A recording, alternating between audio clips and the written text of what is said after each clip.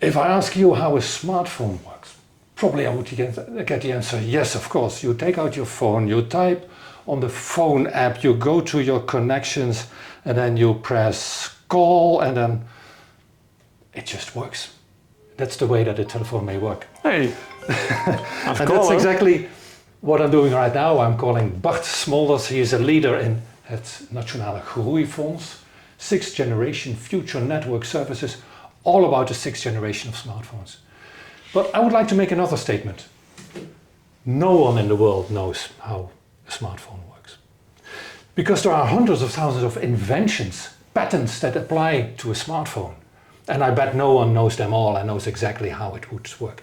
So it is a field not only of mass producing chips and phones, but also a matter of coming up with ideas, generating these like you're doing in this project, in this national project. How important is IP here? How important is it for the Netherlands? It's very important. You know, nobody knows how a phone works. That's a nice statement. It's also true that nobody knows how you can build an electric car or how you can build a coffee machine. You know, it's very much specialized. So we all rely on each other. So it's a worldwide ecosystem, I would say. So that's true for chips. You know, with companies like ASML having unique knowledge, companies in Taiwan, TSMC, but also other companies like IBM and iMac. But also in 6G networks, it's the same. And of course also a smartphone consists of so many specialized components, you know, where the ownership is distributed over the whole world, that you rely on each other to make it. And so that means that IP, that was your question, is very important. So for the Dutch economy, it's important to be a stakeholder in the development of new phones, of new 6G infrastructure networks. And to have a position there, which is, you know, you could call that IP positions, could be patents, could be products, could be many things. But that's key. And if we don't have these IP positions, then you know, we don't play anymore in this nice ecosystem. So we are an outsider and we can only buy stuff, you know.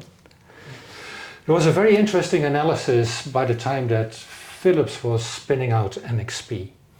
And then I read a book written by a professor here at Eindhoven University of Technology, Rudy Beckers. And he did an analysis on intellectual property in telecommunications.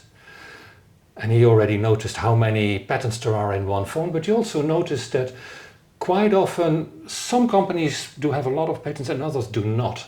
Semiconductor companies tended not to have a lot of patents. Why? If I sell you a chip, then it's not nice if I come back to you and say, oh, by the way, nice that you use my chip, you have to pay my royalties. There were two exceptions to that. One is worldwide very famous, Qualcomm, because of their ideas of CDMA and so on. And the other one was very close by. Philips had a lot of IP in telecommunications, in the standards, and had Philips semiconductors. But when you split them, the question is, should that stay with Philips, who then is operating with it, but not really very active in generating the chips? NXP was, again, very interested in it. So it's a very complicated landscape. And the ownership of patents is for part to get financial revenues out of it, but then you rather not make the products yourself because you also have to pay. For a chip maker it may be more difficult. How do you observe that landscape in the Netherlands? Yeah, so what you're saying is indeed that some companies or areas of economic activities, they have this tradition of filing a lot of patents to protect their inventions. In other domains, it's less common to do that, you know. The same is true for standardization. So if you look at 3GPP, who is defining the 6G standard, then you see that, you know, a lot of Dutch companies have not so much an interest in participating, because you know, they're just waiting and they want to be aware of what's happening, but they don't drive the standardization. Do you think that's a pity from the perspective of a university professor with a lot of novel ideas, and if you want to have it land somewhere, you also need to make sure that... What I see, what I see from the 6G program is that we do rely on big companies like, on one hand, NXP and Ericsson, who's also a partner. Yeah. Of course, they are a Swedish partner, but they're still part of our consortium. KPN is doing some things, also with the partnership of TNO. But of course, we don't have an Ericsson in the Netherlands, who's really driving the standardization. On the other hand, you could also say that we do have a lot of good ideas at universities, for example, on all kind of things like hardware and software, which potentially, if you would put some of these IP things in standardization, could be a fantastic starting point for a startup, who could be very successful if you have unique IP. But we still have to learn how to be more effective there, I would say. Yeah. And there are various strategies, of course. You could use it, as you already mentioned, to protect your own solutions, but then it cannot be something that is at the heart of a standard, because then others must use it. That's true. Or you try to get it into the heart and then you earn the revenues from it, although with already 100,000 patents in a smartphone, adding one may not be so successful. So there are many strategies for that. That's true. That's true. We also see examples of that. Anyhow, in projects like this one, you have committed to also filing intellectual property as a let's say token or a proof of being innovative. Yeah, we have KPIs agreed with the National Groeifonds organization. So one of the KPIs, key performance indicators, is the number of patents that we file.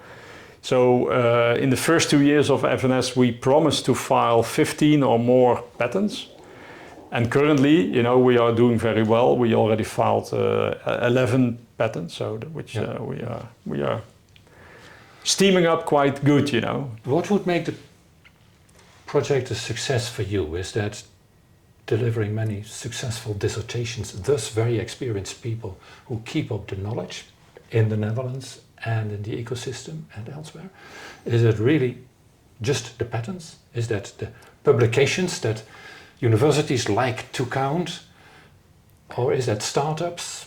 It's the whole thing. So for me, it would be successful if our program will end in 2030.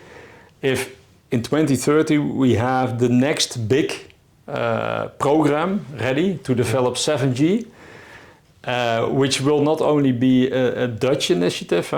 We see all kind of national initiatives now, but will be a more European-like initiative, where we as a Dutch ecosystem play one of the key roles, That's what would be my definition of success, And then you probably speak on behalf of program line 1, which is the intelligent components. Mm-hmm. In the whole project there are also many applications like smart road crossings, like drones. Is it a bit short-sighted to think of the success of 6G just in the technology, the hard technology? No, it's the whole thing. So that's why we also have 4 program lines. So my program line is focusing on hardcore technology, really hardware, things you can touch, chips and things like that, antennas. Program line 2 is about software, the software on protocols level, but also network level and the third program line is indeed what you said is about applications. So it's not only about developing technology which will enable 6G, but also to start already now developing new applications, like indeed drones, to guide drones to deliver packages somewhere for the last mile. Smart industries, to control a robotic arm, for example, via 6G. So that's why in our program we also have defined a couple of test beds. So in Delft, Eindhoven, and in the north of the Netherlands, we're going to build test beds, 6G test beds, where companies who want to develop an application can already in an early stage, before 6G is rolled out, can already start, developing the application and getting experience, first feedback from customers and things like that. Yeah. Is it really necessary to be at the forefront of the technical developments of 6G and work on applications? I mean, is it really necessary to leverage the innovations on the technical side to be a successful startup? Or could we just, let's say, do something else, do some AI stuff in the network, which may not be part of the... Yeah, there could be two different worlds. Huh? That's true. On the other hand, we believe that by connecting those two worlds, the people who develop the technology can learn from the application field. What do they really need, in an early stage? And the people from the application fields better understand in an early stage already what the technology that's not available yet at this moment, but in 3, 4, 5 years could bring them, so they could anticipate on those kind of improvements. And by combining those people, that they really understand each other, but also know each other, we believe that new business opportunities for the Netherlands come in, and that we are also unique in this. If you do worldwide, you see a lot of initiatives, but none of them really try to connect things so much as we do. Making a big impact on the Dutch economy. That's what the groeifonds, the growth fund, is all about. Bart Smolders and your colleagues in the other program lines make that happen. Thank you very much, Bart. Well, you're welcome.